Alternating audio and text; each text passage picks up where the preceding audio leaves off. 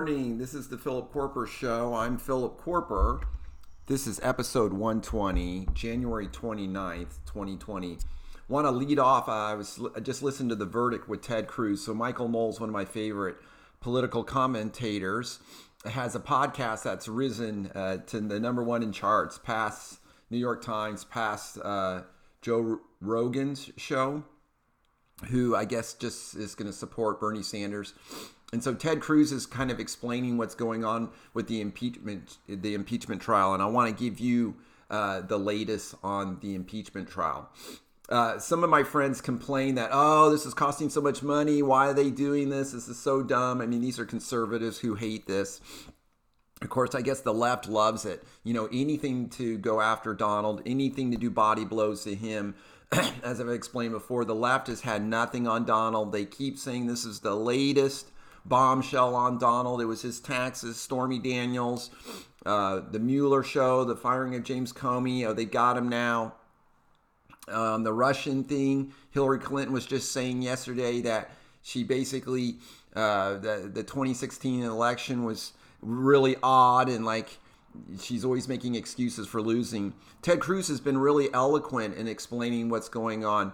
And he says, whatever they accuse the Republicans of, the Democrats are doing worse. Like they accuse of Donald not giving aid to the Ukraine. I mean, Adam Schiff was saying, this is going to be like Call of Duty. The Russians are going to be invading us because we're not going to help the Ukrainians. Of course, Barry Obama didn't give, he gave MREs, food rations, and blankets to the Ukrainians when the Russians were attacking them. Oh, what did Donald give them? Oh, Stinger missiles. Or he gave them anti-tank missiles. So Donald has done better on helping the Ukraine than the Democrats have. They say there was a quid pro quo. Well, there is no evidence that Donald Trump had a quid pro quo. Alan Dershowitz was very eloquent, even if there was a quid pro quo in giving aid to another country. We do that all the time. It's no big deal. And Joe Biden did it. Joe Biden admits on camera to a quid pro quo with the Ukrainians with that $1 billion loan guarantees to the Ukraine that Joe Biden was threatening to hold up if they didn't file the prosecutor who was looking into Burisma, in which his son was on the board of, Ukrainian energy company. And so, once again, Ted Cruz is very eloquent in explaining what the Democrats have done. They say that Donald Trump is using a foreign entity to improve his chances on winning an election. Well, we know Barry Obama, I Spy Barry Obama, was spying on the Trump campaign before the 2016 election. Leading up to that, the DOJ and the FBI wrongly got a FISA warrant to spy on Carter Page, who was working for the Trump campaign. So when Donald was yelling, "They're spying on me in Trump Tower," before the election, everyone was laughing at him. And he says, he's paranoid. Oh, it was true. It was true. The FBI and the DOJ were spying on him. They were tapping everything. They got all of these warrants to spy on him, which turned out that the information that they gave to the judges to get the warrants was false. It was wrong. I mean, so anyhow, I think this abuse of power accusation in the first article of impeachment is so nebulous. It's just so made up. It's very nonspecific, and any House of Representatives could go after the president on abuse of power. You got 51% of the votes, have at it. Articles of impeachment, abuse of power. It's very easy to do. Do we really want to do that? Do we really want to have a presidential election and then the losers of the presidential election, if they're in control of the House, then they will just immediately file articles of impeachment, abuse of power? It's ridiculous. Think about it. This is the only election that we have on a nationwide level, the President of the United States. It's great. We give a lot of power to the president and lead and guide the country in the direction that we want to go in. And so we don't want, I at least don't want a parliamentarian type of government where the Congress has got all the power. Hard to get rid of them. Easier to get rid of a president. So I think Ted Cruz and his podcast with Michael Knowles, Verdict with Ted Cruz, is awesome. I enjoy listening to it. I encourage you guys to check it out if you're into podcasts. I wanted to mention the latest developments. Apparently, Mitch McConnell, the rumblings is that we don't have the votes. There are 4 squishy Republicans. So the Republicans lead they have control over the Senate 53 to 47. So to be able to just vote and to come up with a verdict and acquit Donald Trump, they need to determine if they want to have more witnesses. Remember, the House in the articles of impeachment, they have 17 witnesses. So they gave all that information to the Senate. Okay, so they can judge that. So they can render a judgment here. They're like the judges. The senators are like the judges here. They're going to figure out.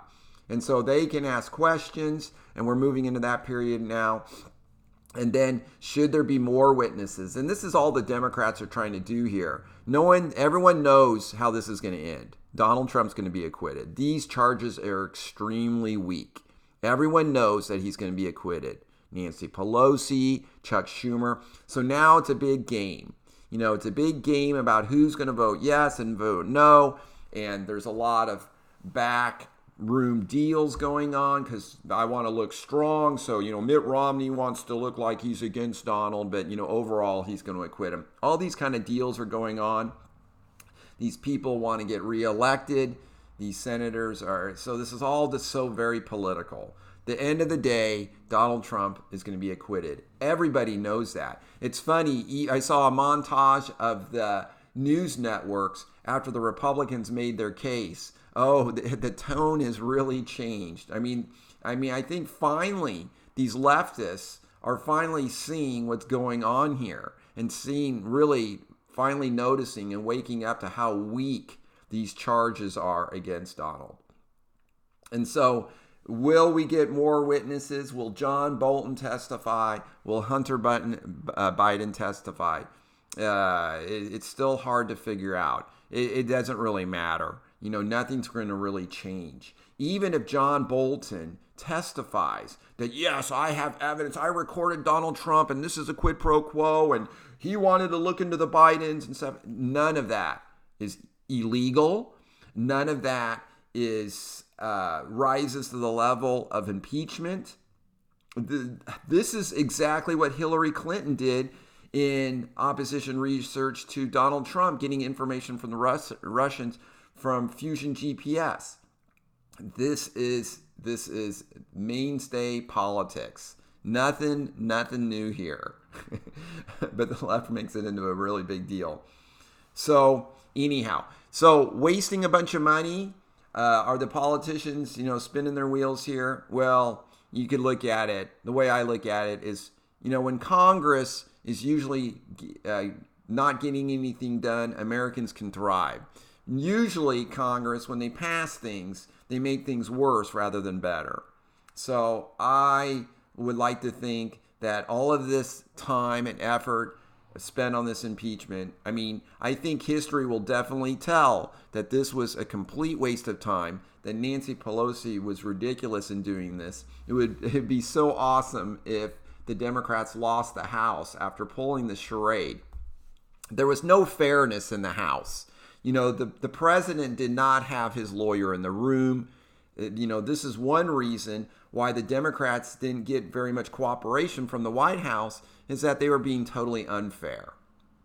So speaking of fair, meanwhile, Donald Trump doesn't stop. He's working on fixing the Middle East peace situation. Oh my, talking about a difficult situation, pretty much an impossible situation. But Bibi Netanyahu from Israel, the Prime Minister of Israel, was with Donald in the White House yesterday, and they revealed this plan. It's really cool. Ted Cruz was invited over to the White House yesterday morning before this to meet with Jared Kushner and Ivanka's husband, and talking about this Middle East peace plan. So basically, this is pretty cool because Benjamin Netanyahu and his political rival are unified in this plan. And there's lots of different things going on in this plan. But usually we're cramming down this two-state solution.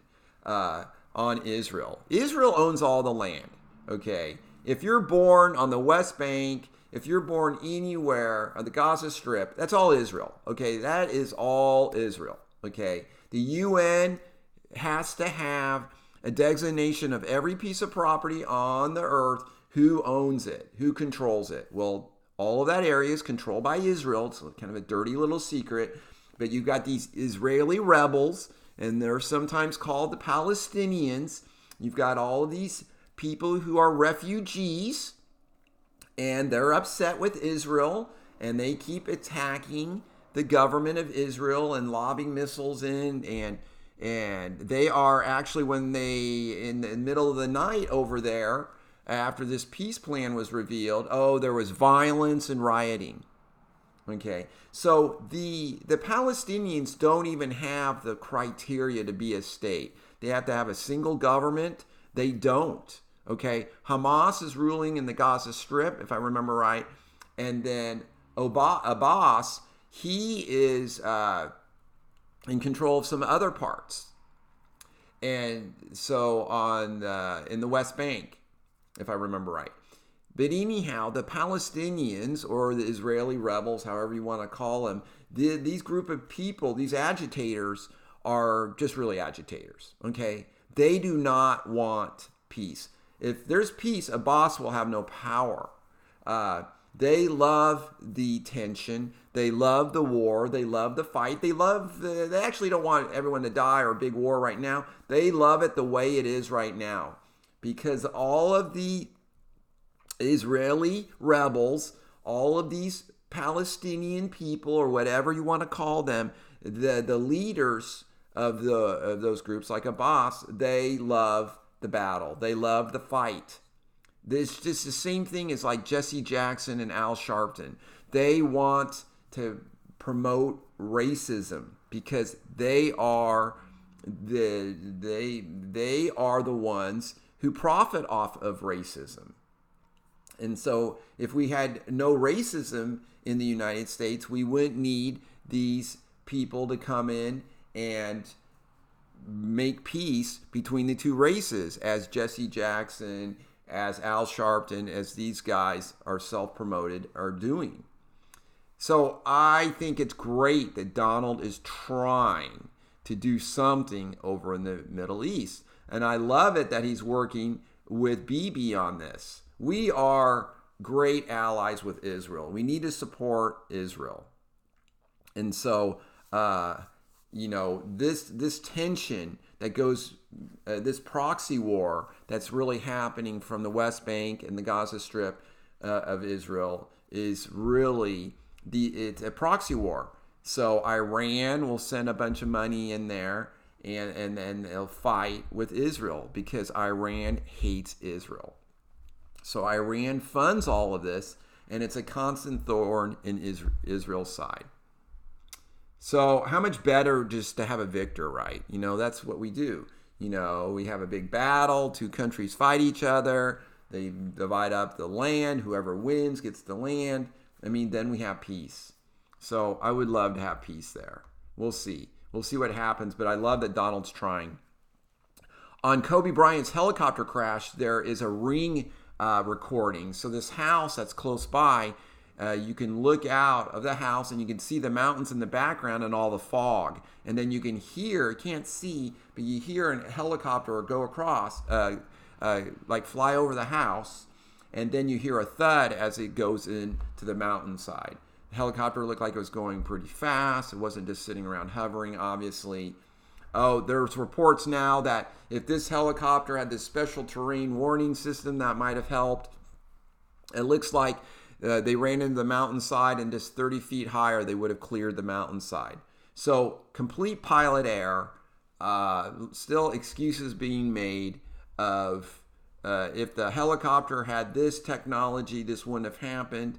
No, if the pilot would have been flying visual flight rules, which he was supposed to, he could see a mile in every direction and see the ground. Well, obviously, that didn't happen. He flew into a mountain. He didn't see the mountain because he was flying in the fog. So, sad deal there. Pilot error. Helicopter was apparently working just fine. Even that recording shows you that the sounds of the helicopter seem very normal. So the coronavirus, people are just really freaking out of the coronavirus. This started in China, Wuhan, China. And it was an outbreak that started in this one market from animals. And it's spreading. And there is a charter aircraft bringing some people from the United States back, and they refueled in Alaska, and they are making their way back to California, but they're being checked out to make sure they're not sick. Otherwise, they'll be quarantined. These viruses outbreak all the time, and it looks like about 300 people have passed away. This is so hard to figure out because people are getting sick from from the flu and other kinds of viruses, and so. Fox News is reporting over 130 people thus far have passed away. A lot of the people, of course, who die from the flu or these viruses, they're sick or immunocompromised anyhow. And so it'd be the young or the old. And so that continues to drag on. There's a story from the Washington Times about the drag queen story hour, and Michael Knowles brought this up on his podcast. Michael Knowles is making the argument that if we don't fight the culture, we'll lose the culture. So he uses this as an example. This is just really absolutely ridiculous. Drag queen story hour. So this is the promotion, and these transvestites dress up. And these men dress up as women, I guess, or maybe vice versa. I'm not quite sure. And they promote this lifestyle, and they come and read books to children. I'm sure you guys are pretty excited. It's just absolutely ridiculous. But, the public schools are pushing for this. And conservatives, the squishy conservatives might go, oh, let's be tolerant. These people, they have an alternative lifestyle. They have nothing else to do. We don't want them to feel bad. We're going to love our neighbor. Michael Knowles makes the argument that 1.5 million kids in this country are homeschooled. About 5.5 million are in private schools, and about 50 million in public schools. So we need to defend the public schools, okay? Now, in all fairness, my kids have been homeschooled, and I have not had, I've kind of withdrawn from the public school debate just because my kids have not been involved. We're involved in other things in our own family life. But I really do believe in speaking up for good conservative values in schools, at least teaching kids right and wrong. Why don't we teach them the Bible? It's interesting that all of this right and wrong and treating women equally, pro-marriage, this all comes from biblical teachings. This all comes from Jesus Christ and his teachings. It's really amazing to see, even in history, the teachings of Christianity and how what that has promotes freedom, individual liberty, people's God-given rights, as you can see in our Declaration of Independence, of treating each other equally, in marriage, very pro-marriage, pro-taking care of the children, taking care of responsibility, taking care of your spouse, loving your spouse, being kind to your spouse, being faithful to your spouse. All of these good things come from Christianity. And some other faiths too. And so, but mainly Christianity has promoted all of these ideals. And yet we cannot even read the Bible in schools, but you can in Kentucky now. So, we are really fighting, even in Kentucky, to try to bring the Bible back in the public schools. We've taken prayer out of the public schools. We've taken the Bible. We've taken God out of the public schools. And now we're not teaching our kids any character. And then we give them all these weird messages. And that being a transvestite is a great thing, and let's promote that. Very confusing. I wanted to close on that topic. And so in our church, we have a general conference, the Church of Jesus Christ of Latter-day Saints. And we meet together as a church, and we watch over the internet. Our church leaders give sermons and kind of give us guidance. And we have a prophet, President Nelson, and he gives talks. And so our leaders give us guidance and remind us of what the commandments are and how to navigate life for our own. And so President Dallin H. Oaks gives a great talk. He's the first counselor in the first presidency. The president of the church has two counselors, and President Oaks is one of them. So this is the highest presidency in our church, with the prophet or the president of the church, President Nelson, with two counselors, President Oaks and President Eyring.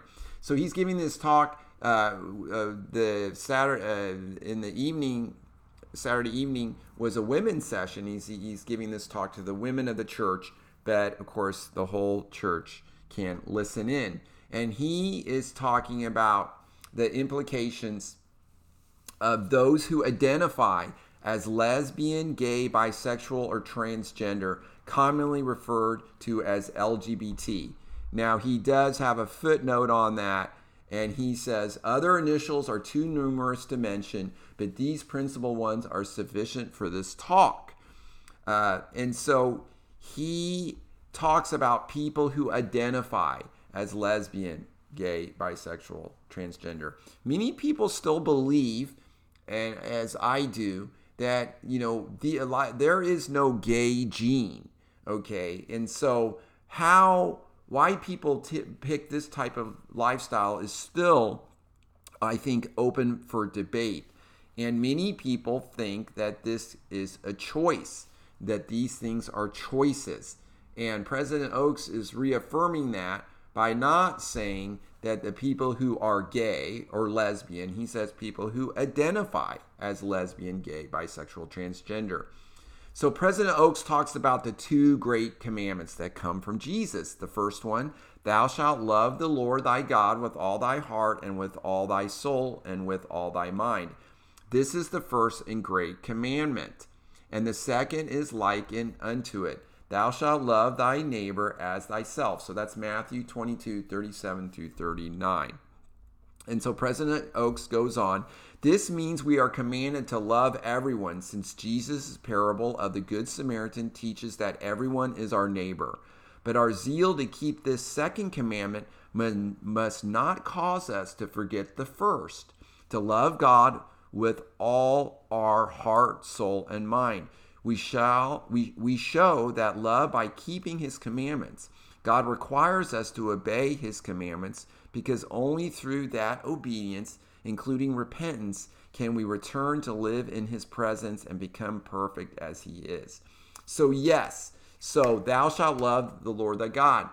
That is the first great commandment, and we show that love by keeping the commandments. But then we have this second commandment about loving thy neighbor. And so President Oaks makes the point that sometimes we're so concerned of loving our neighbor, maybe like the drag queen story hour people, that we forget about the first commandment. And so I really think that's really important. President Oaks goes on and quotes President Nelson, and who said there's a strong connection between God's love and his laws. The laws that apply most significantly to this issue relating to those identifying as LGBT are God's laws of marriage and his companion law of chastity. Both are essential in our Father Heavenly's plan of salvation for his children. President Nelson taught, President Oaks says, God's laws are motivated entirely by his infinite love for us and his desire for us to become all we can become. So we need to keep the commandments. And we need to keep the law of marriage, and we need to keep the law of chastity. This is me speaking. So the law of marriage is that we believe that marriage is a union between a man and a woman, one man and a woman. And we also believe in the law of chastity. That means that in a marriage, there's only sexual relations between that husband and wife. Okay? Our church does not support gay marriage. Our support does not support men marrying men and women marrying women. Okay? Now, we've lost the battle in the courts, and we love these people, but we do not endorse that kind of behavior. So that was me speaking. Now, President Oaks goes on and talks about that.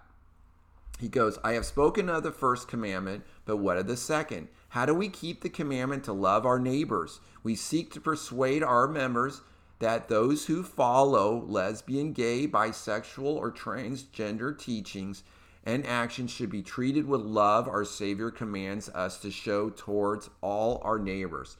Thus, when same-sex marriage was declared legal in the United States, the first presidency in the Quorum of the 12 said, the gospel of Jesus Christ teaches us to love and treat all people with kindness and civility, even when we disagree. We affirm that those who avail themselves of laws or court rulings authorizing same-sex marriage should not be treated disrespectfully. Then President Oaks goes on and says, further, we must never persecute those who do not share our beliefs and commitments. No, we love these people. We don't persecute. He says, regretfully, some persons facing these issues continue to feel marginalized and rejected by some members and leaders in our family's wards and stakes. We must all strive to be kinder and more civil. For reasons we do not understand, he goes on, we have different challenges in our mortal experience, but we do know that God will help each of us overcome these challenges if we sincerely seek his help. After suffering and repenting for violations of laws, we have been taught we are all destined for a kingdom of glory. So he talks about that. So President Oaks talks about how important the women are in teaching this.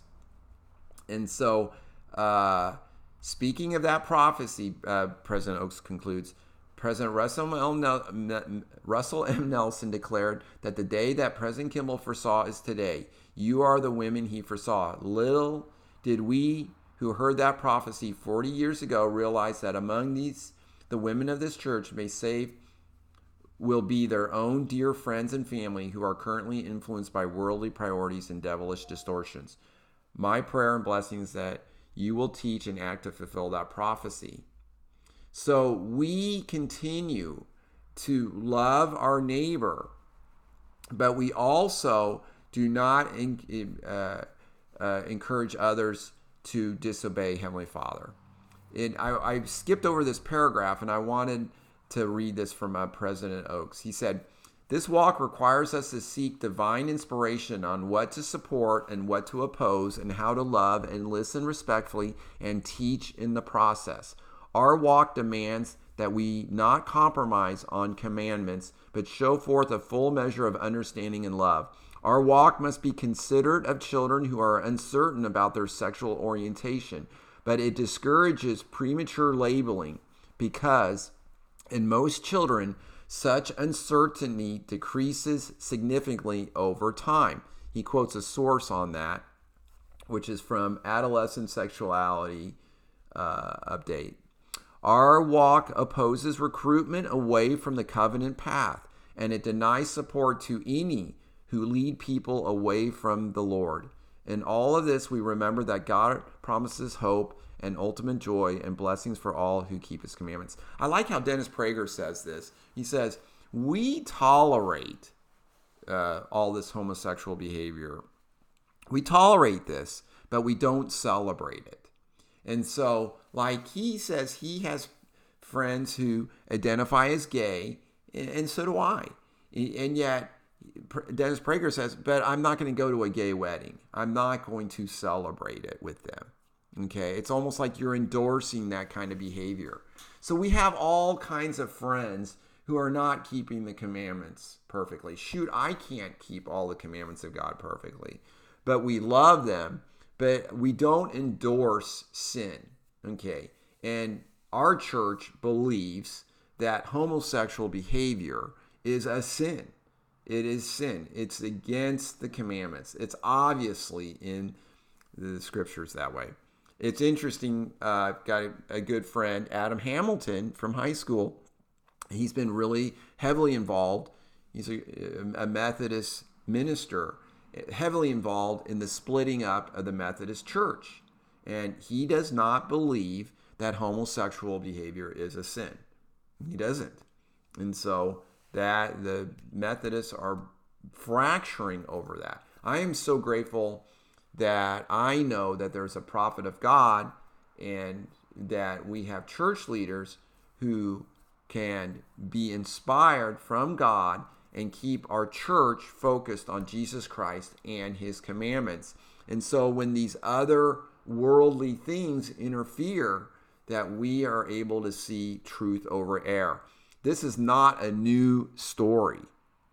I was reading, and I'm not even going to finish Killing Jesus by Bill O'Reilly, but he was talking about the evil Roman leaders and their horrible lifestyles and not keeping the commandments of God.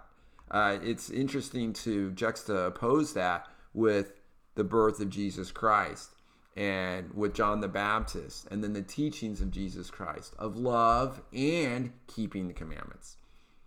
I rambled a little bit there. Sorry, you guys. I wanted to share that with you the best I could. This is Philip Koerper. This is the Philip Koerper Show. Thank you so much for listening. Please subscribe on iTunes. Give a review. If you guys have any issues or questions you think I might be able to answer, go ahead and go to philkoerper.com and make a comment there, and I will add that in the next podcast. I'm not really, I'll try to answer or at least give you my opinion. I'm very opinionated on many things. You guys have a great day. Hey, thanks. Bye.